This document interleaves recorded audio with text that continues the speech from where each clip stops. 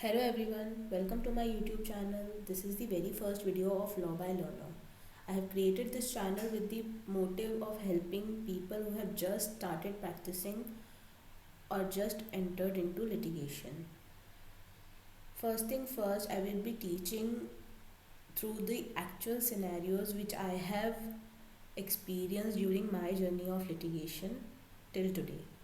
So in this channel I will be giving you scenario and explaining how to act or how what to do when any client comes to you with certain situations in which you have to mold the law according to the situation. Now let's say in today's video we will be discussing amendment of complaint under section 138 NI Act. Now the situation here is, let's say आपका client आपके पास आ गया, आपने एक case भी file कर दिया है, but now after filing of the case the client comes to you and says कि I have few documents more और I have some new facts और समथिंग जो चीज़ छूट गई थी आपने कंप्लेंट में मेंशन नहीं करी है, या सम इम्पॉर्टेंट फैक्ट्स जो चीज़ छूट गई है या बाद में अराइज हुई है, या it is important for the adjudication of the present complaint you have filed. So what to do in certain situation.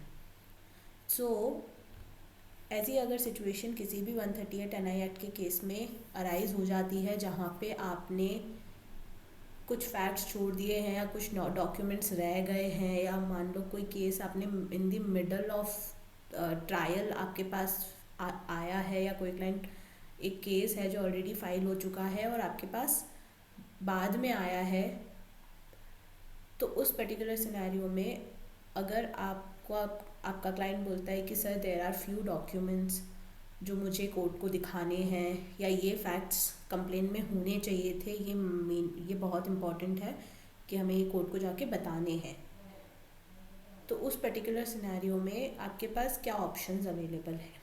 जाहिर सी बात है, चेक ऑलरेडी बाउंस हो चुका है, टाइम लिमिट प्रिस्क्राइब्ड है कि चेक बाउंस होने की डेट से विद इन अ मंथ आपको लीगल नोटिस इशू करना होता है under section 138 NI act. And उसके after the service of the notice जो 15 डेज़ का टाइम पीरियड है, उससे पहले आप कंप्लेंट फाइल नहीं कर सकते.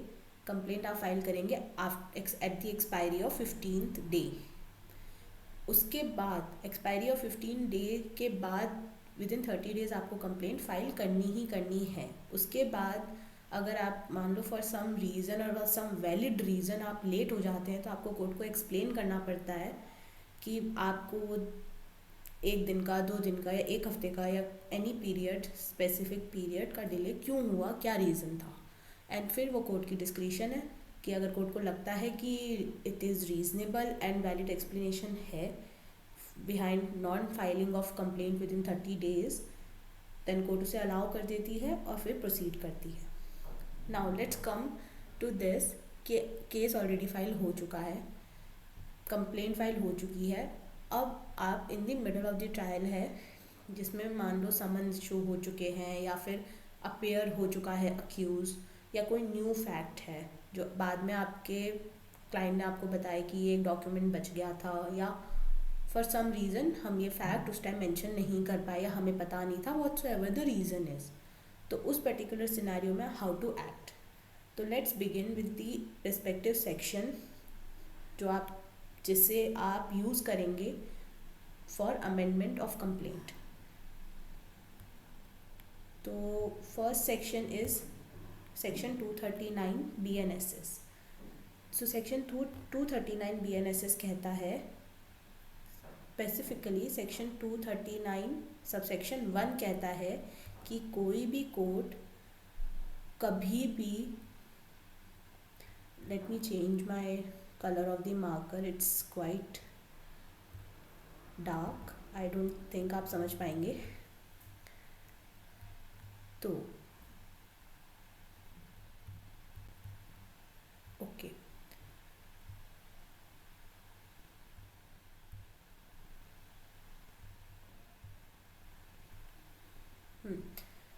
कोई भी कोर्ट में आ रहा है गाइस, यहाँ पे ये कोर्ट ये कोर्ट के लिए मैंडेटरी नहीं है, ये कोर्ट की डिस्क्रिशन है कि वो किसी भी at any time before pronouncement of judgement या तो कोई भी चार्ज घटा सकती है या बढ़ा सकती है.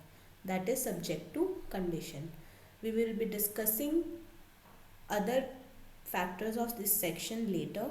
आज का टॉपिक है सिर्फ कि इस पर्टिकुलर सिचुएशन में अगर आपको कोई चीज़ डॉक्यूमेंट्स है या आपकी कंप्लेंट में कोई ऐसा फैक्ट है जो मिस हो गया है, अगर उसे आपको कोर्ट को बताना है तो what will be one of the solution to that. This is the one of the solution. I am not saying कि इसके अलावा कोई सल्यूशन ही नहीं है.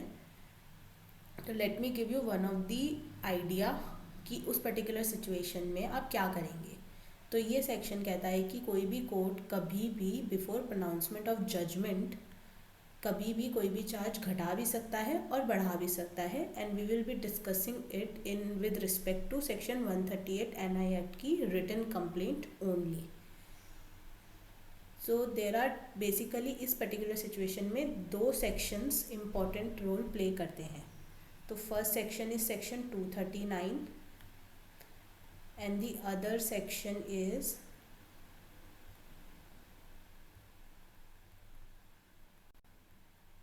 section 240. section 240 कहता है recall of witnesses when charge alter.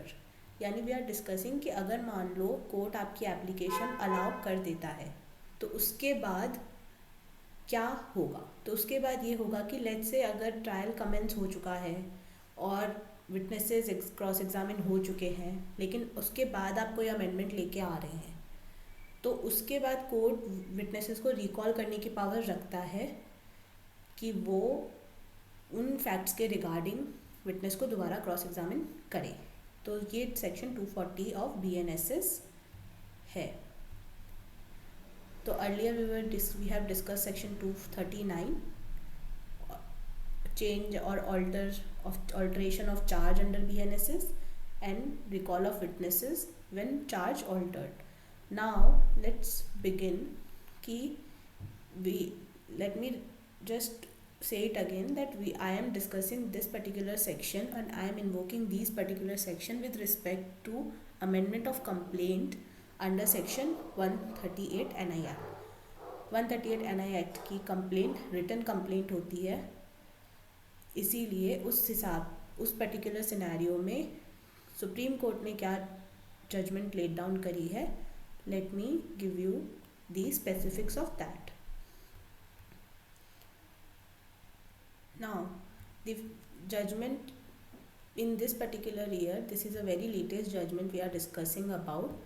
This is Bansal milk chilling centre versus Rana milk food private limited and others this. Is is a वेरी रीसेंट जजमेंट. तो ये लॉ बिल्कुल नया नहीं है, ये बहुत पुराना है, लेकिन अभी recent judgement as per supreme court ने कौन सी जजमेंट, इस जजमेंट में क्या कहा है, let's discuss that. I have mention the citation, so if anybody wants to read this judgement पूरी तरीके से, सो आप ये साइटेशन और ये नाम यूज़ कर सकते हैं और आराम से जजमेंट आपको अवेलेबल मिल जाएगी on all the research websites such as SCC Manupatra and supreme court की ऑफिशियल वेबसाइट पे भी. तो ये जजमेंट में while discussing section 239, 240 of BNSS and the old sections were 216 and 217 of CRPC with respect to amendment of complaint under section 138 NI Act. Supreme court ये कहा है criminal cases are governed by the court. Court is not powerless and may allow amendments in appropriate cases. Now guys, let's recall that जो section 239 में may था, may की interpretation is साधारण भाषा में may का मतलब होता है discretion है.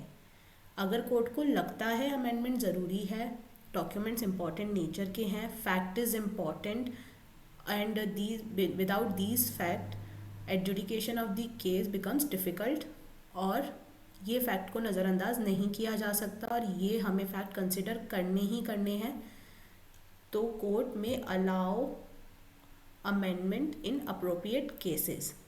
तो कोर्ट के पास under section 239 and 240 of BNSS power है डिस्क्रिशन है कि वो ये अमेंडमेंट अलाउ कर सकती है, वो पावरलेस नहीं है। हाउ एवर, अब now see there is a condition कि ये बिल्कुल इंश्योर होना चाहिए कि अक्यूज को उस अमेंडमेंट से कोई प्रेजुडिस ना हो। ऐसा नहीं हो कि अक्यूज के एंड पे बिल्कुल कुछ ऐसा प्रेजुडिस क्रिएट हो जा रहा है which will hamper the adjudication, या लेट्स से ऑब्वियसली अगर किसी ने झूठ बोला है या उससे अक्यूज का गिल्ट बिल्कुल clear cut without any defence prove हो जा रहा है, अक्यूज को किसी भी तरीके की कोई प्रेजुडिस कॉज हो रही है, तो कोर्ट के पास पावर है ये अमेंडमेंट को रिजेक्ट करने की। Now we are discussing this particular in this video with respect to and from we are just discussing the side of complainant here.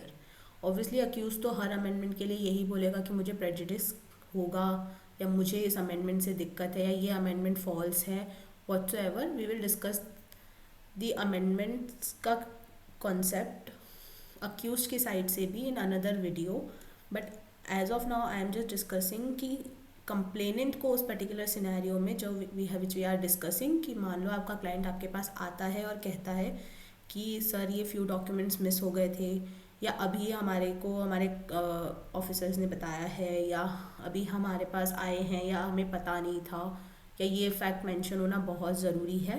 तो उस पर्टिकुलर सिचुएशन में आप अमेंडमेंट की एप्लीकेशन डालेंगे अंडर सेक्शन 239 BNSS और अपनी प्लीडिंग्स बहुत clear रखेंगे कि ये particular amendment, why this amendment is important for the adjudication of case.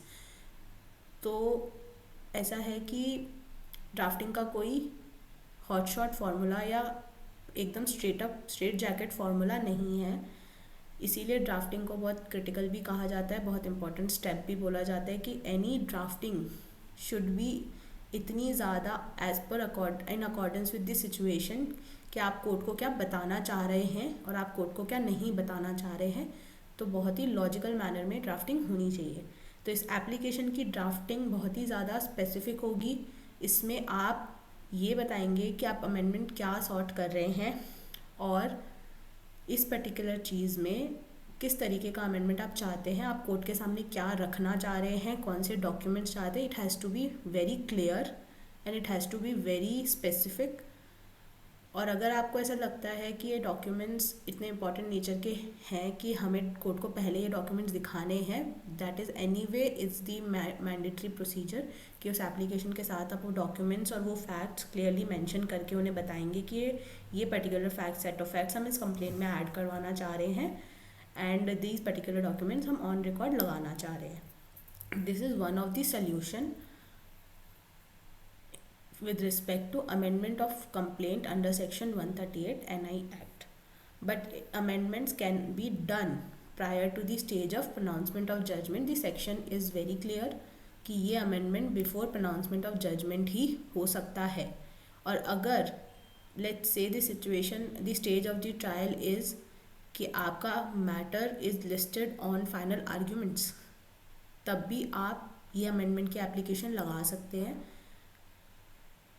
उसके बाद कोर्ट सेक्शन 240 के अंडर विटनेसेस को रिकॉल करेगा for the verification and obviously to prove और disprove the set of facts you have added recently via amendments in the complaint.